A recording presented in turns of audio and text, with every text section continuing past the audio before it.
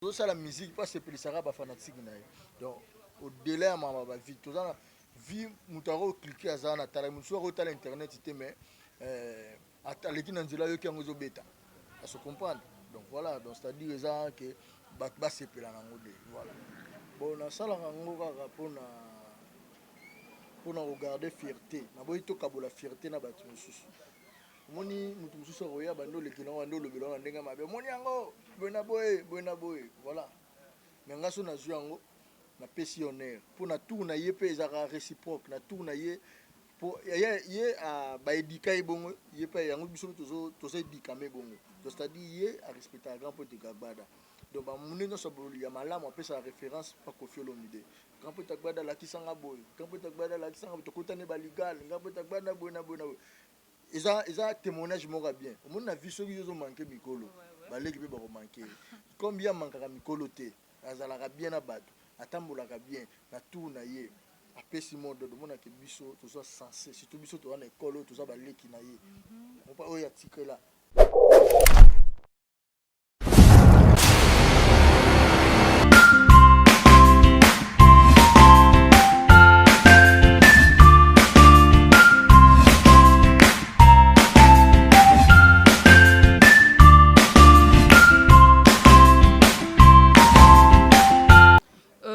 Très belle émission présentée par votre humble présentatrice Grace Parker. Je demande à tous les abonnés de notre chaîne, en tout cas, Bolanda vraiment émission avec attention. En tout cas, aujourd'hui sur mon plateau, Nazanga Moroté, je suis avec l'un des attachés, il y a groupe Quartier Latin. Un grand mot pas vraiment à merveille Rambo au binomoro vraiment boyebi toyambi vraiment les lots à plateau nabiso et puis très contente de la manière que à répondre en invitation nabiso c'est avec lui que torolobela vraiment actualité et ça se passait vraiment actuellement la case à quartier latin mais avant tout je commence déjà par saluer l'union sur bazar toujours pour la soutenir grâce par là je vois également la grande famille de je vois également la grande famille de Milus Balobi, Binonde Makambu, Fanny Bokati, je demande au courant de le cadre et puis Didier Wayengo. En tout cas, Tozo Kota vraiment la ratia scène, il est clair qu'il faut la vraiment caméra, Tozo à merveille Rambo quoi. Bonjour merveille Rambo.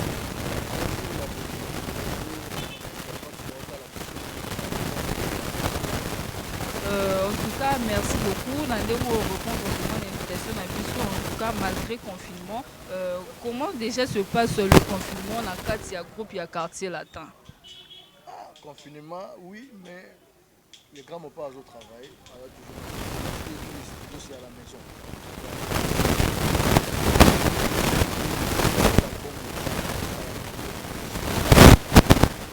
Oui, en tout cas, merveille Rambo Tozana, juste pour notre méga kolobela, l'actualité est quartier latin, il y a grand pas et puis par rapport il y a générique et là au moment où le pas au et tomoni ezolekaleka mpe na batepe me bafanatique oyo batalaka bino oyo basepelaka na quartier latin et puis oyo balandaka baactualité ya musique baose plaindre baoloba ke Koffi Olomide asali eloko wana par rapport que c'est comme ces concurrence moko boye po batu mikolo na internet bazobundela bavie ye pa salika eloko wana po ye pa koma kozwa banombre de vues. Non. Biso to salara eloko poto se pesa ba fanatique. On est loin de vie. La selfie beta ba millions de vies, ba nine beta ba millions de vies. Tout ça là on pona ba habilité. Biso sala on poto se pesa ba Koffi filé ba Koffiette ba to ba adopter les grands pas. Donc inutile voilà. Bango baza profiter néanmoins ni ba to quartier la terre. C'est-à-dire ba rolo ba o bango chacun libre de parler ce qu'il veut. On est dans la liberté d'expression. Mais na mokosela bato makambo nakosela na makambo to akufa mais moto aza vivant nakosela tosala yango mpona bavi te tosala yango mpona musike ebeta na bamoni ya biso ezobeta na bakar na babar no efongwami na babar na baboite na bani en fait tozosala musike mpo asepelisaka bafanatique na ye donc au-delà ya mama bavi toza na vi moto akoclike azala na tala mosusu akotala internet te mais ataleki na nzela yoki yango ezobeta à se comprendre. Donc voilà, donc c'est-à-dire que basepela nango de voilà. Ok, en tout cas, merci beaucoup. Tu as vu déjà que Kofi Olomide, c'est un grand musicien vraiment. Il y a Katiambo Canabiso, à Sala, déjà trop, rumba, générique et kanga.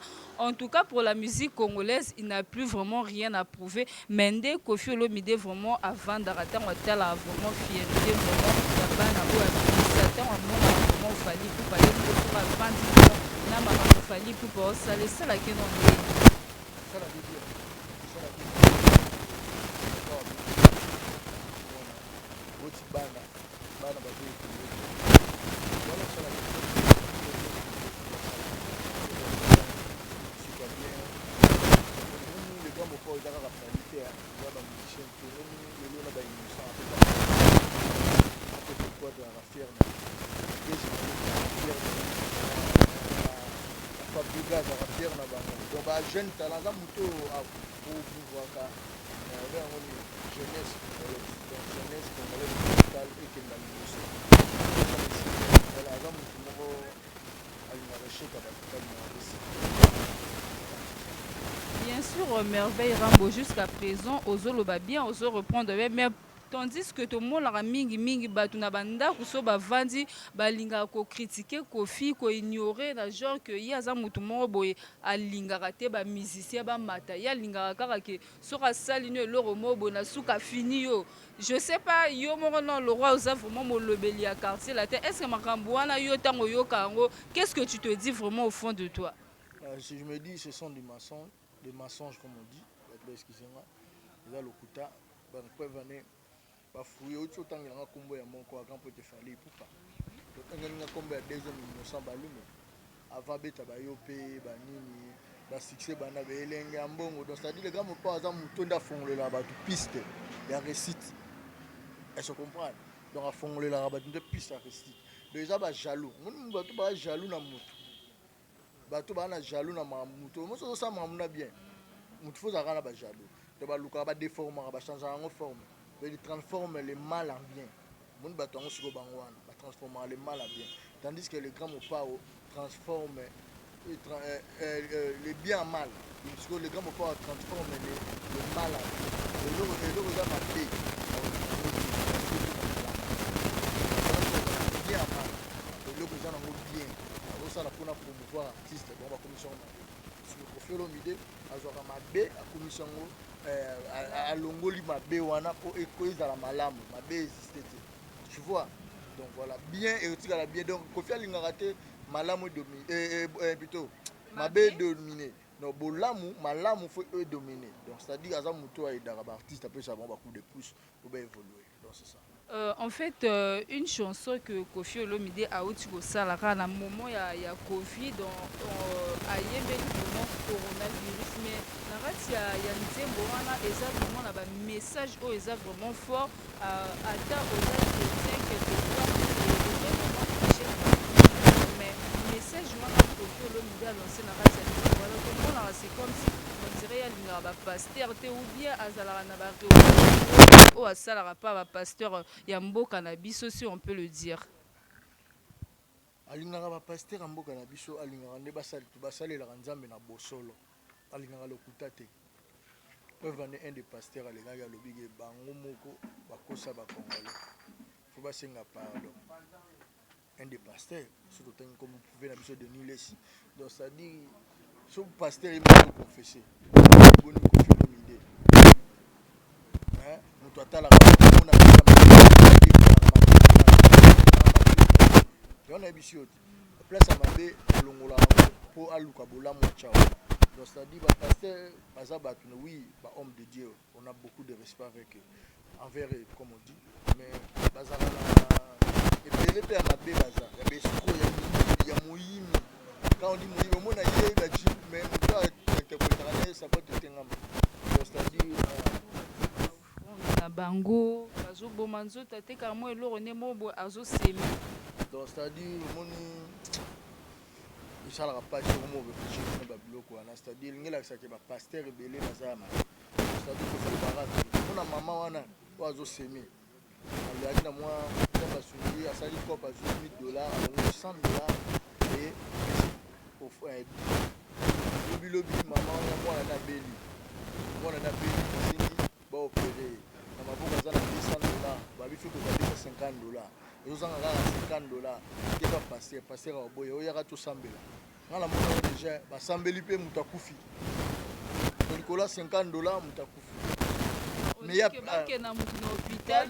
tosambela mpo aévite kaka apesa $50 wana c'est-à-dire bapaster bazozwa na facilité mais bazosunga te preuve ne tomonaka basheke bazebela mais toala combien de pasteurs baa riche nga monaka bapaster mosusu chaque dimanche batiaka babisa minene mpo bato baya église na bango okoloba bango bato bose débrouille boyaka mais mongo na batia babisa na lelo topesa yango baloso tokende olesa ata basheke pourquoi basala yango te bapaster baadopta banani bapaster bafondation na bango wapi oyo esalaka baœuvre donc c'est-à-dire quelque part bazo escroquer peuple bazo yango moni tokosenga mpe loi moko fo ezala mpona bapaster donc c'est-à-dire eza bien te eza eloko moko ça fait trop mal de parler de ça donc voilà e baza bato oyo tolingaka bango mingi mais ebele bazobebisa mosala bapaster parce qu'il y a des vrais pasteurs notamment na kotanga moko ndeti nga nayebi vrai pasteur ndeti pasteur Ngoyi Moussoko, frère Patrice. Ah, il a confirmé que Aza vraiment homme de Dieu. Homme de Dieu, moi je le confirme parce que. Oh, le bien peut-être que pour Aza grand frère Awera son. Loin de là, grand frère Awera, parce que moi-même personnellement, je lui ai côtoyé. Natala Betik, Namanamuna Tambola. Maman a vu ça, il n'est pas frère Patrice, c'est que nous avons béli sa mouta. On a assemblé la plus pour aucun hôpital. On a bien passé. Quelqu'un d'hôpital qui n'a pas fait cet examen. Donc c'est-à-dire dans la sens, c'est que maladie, il faut traitement. Tu vois? Il y a le sambre pour les alliés, mais à cause d'un amour qui a bon, on a mon ami qui a osé sungai sungai. Donc c'est-à-dire, ils ont raté pas au pesa. Ils ont pété un mouton, on a comportement, on a zotambo, on a discipline. Donc on a façon Rosalana, ils ont l'accès, Adam Moussa Nanzambe. Donc voilà, bazala bango ya bien, mais ba bende ba baby seli bango kusala. Donc voilà. Ok, merci beaucoup Merveille Rambo. Chers internautes, comprenez bien que tu as évolué vraiment la radio émission Merveille Rambo à reprendre vraiment la question comme il faut vraiment. Là, je vois déjà Afro Market Matongé, Naratia Milouz sur 87 rue de Bâle. Bâle Milouz, nous sommes vraiment la carte Afro Market Matongé. Et puis Merveille Rambo, une chose est vraie, auto soulever vraiment la carte émission tout le monde c'est comme s'il fallait pour handicap la merveille sera latimo eloro moro boya sika vraiment et puis si on pleure yo zalaka mutu aliboso diembela rapport au zwa penza ba biloko ngo to yebaka te ezaka ko hériter po azalaka na rasi ya ndaku to osala ngo tout d'avance pourquoi bon na sala ngo kaka pona regarder fierté na boyi to kabola fierté na batu mususu moni mutu mususu oya bando lekina wando lobelo na ndenga mabe moni yango boena boye voilà mais ngaso na zu yango na pesi honneur pour na tour na ye pe ezaka réciproque na tour na ye pour ye a ba édika ebongo ye pe yango biso tozo édika me bongo donc c'est-à-dire ye a respecter grand pote Gagbada donc ba muni no saboli ya malamu apesa référence pa Koffi Olomide grand pote Gagbada la kisanga boy grand pote Gagbada la kisanga to kotane ba legal grand pote Gagbada boy ils ont témoignage moko bien au monde na vie soki yo manquer mikolo baleki pe bako manquer combien mankaka mikolo te azalaka bien na bato atambolaka bien na tour na ye apesi modo do mona ke biso toza censé surtout biso to na école toza baleki na ye on pas oya tikela o atika donc ça dit toza censé ya ko pesi ba juste valeur wana to limité to sala ngo pona non seulement na ndenga nini to sala ngo po mutalibana manquete Voilà, yo ya nango to biso papa. On saboter azo ignorer. Pour mutalibana ya nango na 2 temps. Il y a démonstration. On comprend mais biso to ya nango bongo te parce que biso moko ne to biboye. Moko ya zala aidara pe biso ndeti ngai personnellement so na kutene. Wana zo loba po toujours tala ma ils en direct à caméra ou bien so tuni ba tutu ba ebina ba ken piana.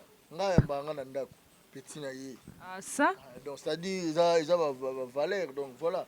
Donc Azam Mouto biso félicitera mingi donc voilà donc Azam Mouto yo azo défendre pe surtout musique na biso donc voilà moi yango ni batu bazala calme donc na oloba mingi te donc février na yu arrive ouais tu recommande la merveille Rambo en tout cas mais actuellement peut yebi moi ba mboke belé za na confiné ba Turquie ba Chine moi ba mboko e boire moi ba biloko mais siko yo zweli yango wapi bon ngai problème ezani vela nga fallait aza estate aza ba estate baza bato ba découvrir beauté na clin d'œil donc babiloko oyo etekama tout d'abord na mikili na Dior, tu vois, etekama na Dior. So biso ozwaki chance nazalaki bavisiteur na nga bayaki ava bakanga, donc basaka deya bachat en avance, bachat ndenge ezalaka baboro ebimi bazwa yango déjà, donc bazwaka yango ayaka nango.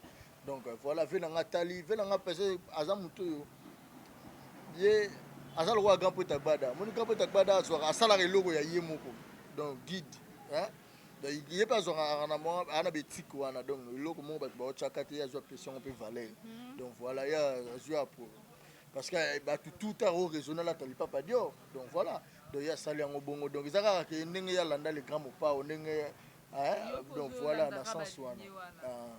Ok, d'accord. Toujours continuer toujours dans cette émission la biso, mais tout le monde aura déjà que Vieux Rambo na Fabregas, c'est comme si moi nungu moko les cas entre baron, mais la générique nae o autre boire à mikolo attitude mon peto yo qui peut Fabregas à boire qui bilo à grand mot on aura la générique wana. Ouais, donc non, en fait nungu les cas les gars, mon père a un problème, il a Fabregas c'est son fils, donc bah ça l'a bien, donc voilà. Félicitations à Fabregas, la reconnaissance de notre part, il y a quartier latin, il y a de la part des grands Mopao, la reconnaissance, c'est juste à ça il au moins bien à valoriser la musique congolaise, vous comprenez? Au lieu de tricher à bêta au moins peut-être crier à bon bêta déjà peut-être Michael Jackson, on a profité à bêta vraie valeur à Congo, donc je pense tous les musiciens soutenir hier, soutenir donc à ça il connaissent moi bien pas attitude au moins que p ils a ramakas kimi a ramakas rando et comme rando ramabe parce que enchaînement mutazwaka a oketina c'est mais ce kimi ali au moins que vous en espace au biki na role kana ngaya ba ça na rien na roso na ngala boy, donc Fabregas moni attitude à tout le monde tout ba ça d'accord na et ça peut impliquer le lot actualité zali, donc c'est-à-dire je le félicite na likanisi wana a continuer na bongo asale prudent yana za masa na ngai Fabregas yo yebi kanisa joue na café musique mona le lingele kana ngala mutu wana yebi, donc c'est-à-dire aux frères na ngai avec beaucoup de respect n'estime po bat musu ba merveille bina bo yebi ma na biso te wana mutu na ngai, donc c'est-à-dire ngana to lia ba dongo ba kwa kwanga na ba makaya buto vena biso na se, vous comprenez ba la raté, vous comprenez. Donc c'est-à-dire il y a des mamans dans le bas, donc c'est-à-dire leur marambu ezali, donc faut y baga garder la bande na wana ceinture na wana ba o ba na ba vaccin na pour na succès na moi nini moi car moi ba pa bando lo ba pe le joute car wana ina ngo po marambu pesami mais koyoka o ya lo ba te, donc garder bande wana ça la bien pour na bato, donc ya azocha mututu ne sika na, donc voilà ils ont bien.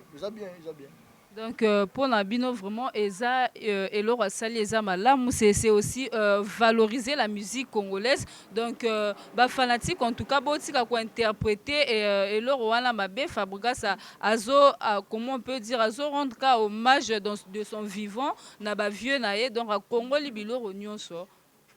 Donc Merveille Rambo déjà là au le 13 février oui. Il faut le 13 février na yo arena, donc vente ba billet déjà zali